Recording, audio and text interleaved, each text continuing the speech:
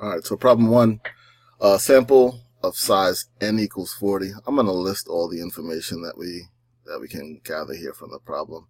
N is 40, is drawn from a population whose standard deviation is sigma is 13.5. Sigma is 13.5. Now, that's the population standard deviation, right? Not the sample standard deviation, which is very important. And we want to find the margin of error, which is, in this case, it'll be E. Talk about that in a second. For a 90% confidence interval for mu. Okay, so, and I'm going to erase this because I shouldn't have said that yet. So let's go down to the formula sheet for this chapter, which is chapter 7, confidence intervals and sample size. So let's look at the formulas for this particular topic. These are the three formulas we'll be using. There's a Z confidence interval for means, a T confidence interval for means, and a sample size for means. So a couple of things that we should remember, right? That we use a Z confidence interval when the population standard deviation is known. And a T confidence interval is generally when the population standard deviation is unknown. And you can see in the formula, Z has the population standard deviation. The T confidence interval has the sample standard deviation in there. Some assumptions for the Z confidence interval is okay. So we know the population standard deviation. Some assumptions are that N is greater than or equal to 30, or our data set is normally distributed.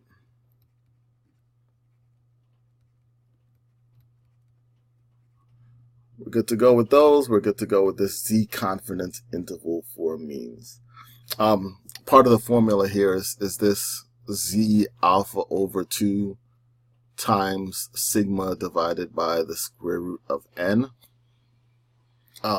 This little piece of the formula of the interval here is called the margin of error. This is called the margin of error. I don't want to really box it, but this is called the margin of error here. It's also called the maximum error of the estimate, as you see right here. And in this formula, they use E to denote that. So this piece here, this piece here, this piece here, same piece. It's known as the margin of error. The margin of error, or the maximum error of the estimate. So this problem here is asking us to find the margin of error, which in this case is, since we know the population standard deviation is given to us, population standard deviation we know, N is greater than or equal to 30, right? So since we know the population standard deviation, we're using this Z confidence interval here. And to answer this question and to get the margin of error, we just need to calculate this piece here. So what do we need to calculate? Z of alpha over 2 times sigma divided by the square root of N.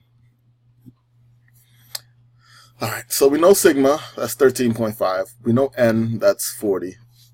Excuse me. All that's left to determine is this Z alpha over 2 here. So just to kind of give a quick explanation of that.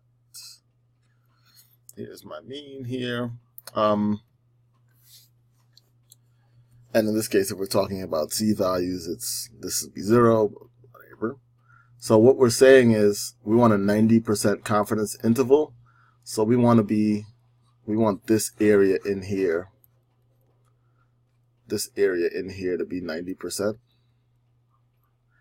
And we want to have a 90% confidence that the real mean is between these two values.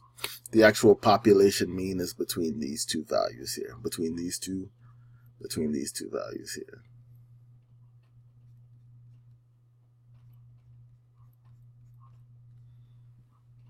And if we're translating this to a standard normal distribution, we can determine these two values here by finding the Z scores, the Z values that represent a 90% middle interval. And the way that kind of works is if this middle region here is 90%, this middle area here is 90%, then these two areas outside here have to add up to 10%, right? This is 90%. These two areas have to add up to 10%. So because they have to add to 10%, this is symmetric. Each of these is 5%.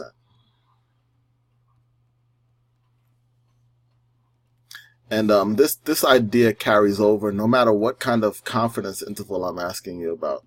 If I'm asking you a 90%, if I'm asking you even 95%, if this area here is 95%, then the two outside areas here add up to 5%, 100 minus 95%. So each of these would be 2.5, 2.5%. Right? This idea also, I mean, no matter what, if I ask you 99%, probably should have given myself some more space here, but even if I'm asking about a 99% confidence interval, 99% is in the middle there. So 1% divided by 2, each of these outside regions is at 0.5%. Right? So this is critical to us determining these z-values. And I use 90, 95, and 99 because those are three typical values that we ask about. Okay. So if we're trying to determine this z alpha over 2 value, it's alpha over 2 because in this case, alpha would be 10%. Here, alpha would be 5%. Here, alpha would be 1%. But alpha divided by 2 because, to use the language from chapter 8, this is a two-tailed kind of test. So I'm using alpha over 2. I have to divide that 10% by 2. Here I have to divide 5% by 2. Here I have to divide 1% by 2. So that's why this is alpha over 2. Now, in order to determine what these alpha over 2 values are, we have to go to our our standard normal distribution table, right? And if you remember that table always gives us the area to the right.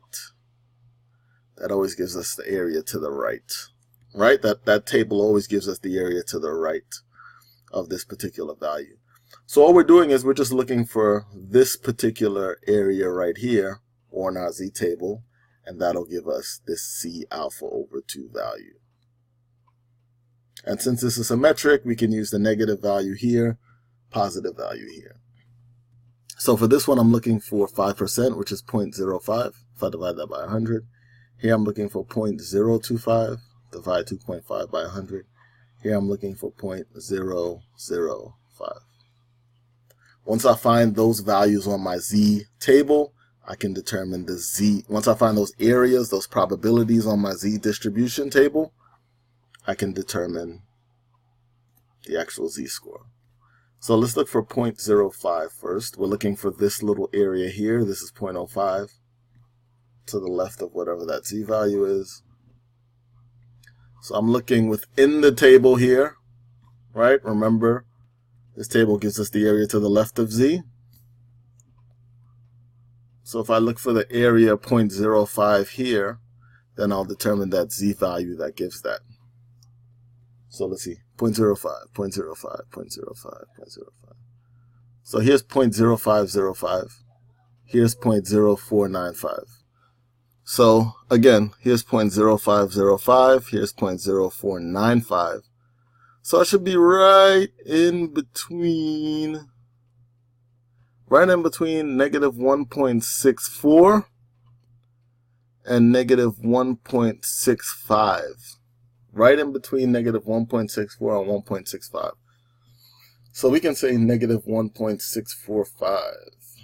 That'll give us that exact value right here. So negative 1.645 is on the left, and on the right is positive 1.645. You might see this as 1.65.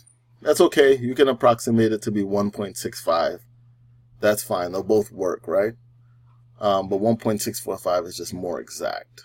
So I'll say this. I'll write this on the side here. I'll say this. I'll say this. I'll say this. So confidence level 90%.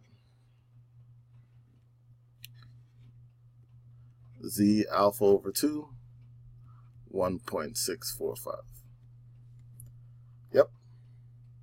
So let's try to do the same for 95% and 99%. Since these values come up pretty regularly, if you can memorize these Z alpha over 2 values, you'll make life easier for yourself. So let's look for 0.025. This problem is a 90% confidence interval. So all I need is this value substituted in here to solve this problem. But I just wanted to cover all of this now so that I don't have to say it again.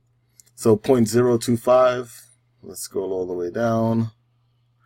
0.025, oh, we have 0.025 exactly right here, right? So that's negative 1.96.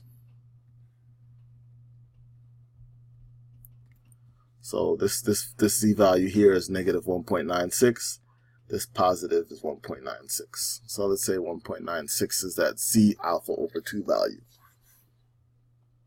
right? And then 99%, we're looking for 0.005.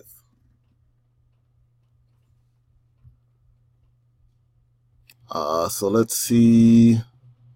Here's 0.0049. Here's 0.0051. We'll take the larger one here.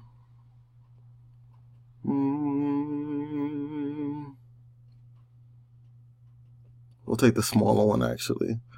Negative 2.58. Here we go. There we go. So this is negative 2.58, positive 2.58.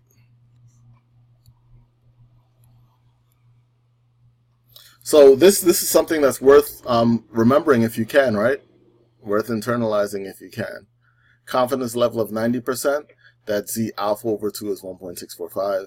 95% is 1.96. 99% is 2.58. So this problem wants for a 90% confidence interval of the population mean. So 90%, 1.645 times sigma divided by the square root of n. I'm going to punch this right into the calculator here. I actually did it before. I'm not going to show you that. I'll hide that from you. Okay, so we've got 1.11. Okay, let me use my mouse here. 1.645 times 13.5 divided by second square root of 40. Make sure that's divided by the square root of 40, not times, which I've seen. So 3.51 is our margin of error. 3.51. That's the margin of error. And that's the answer to the question.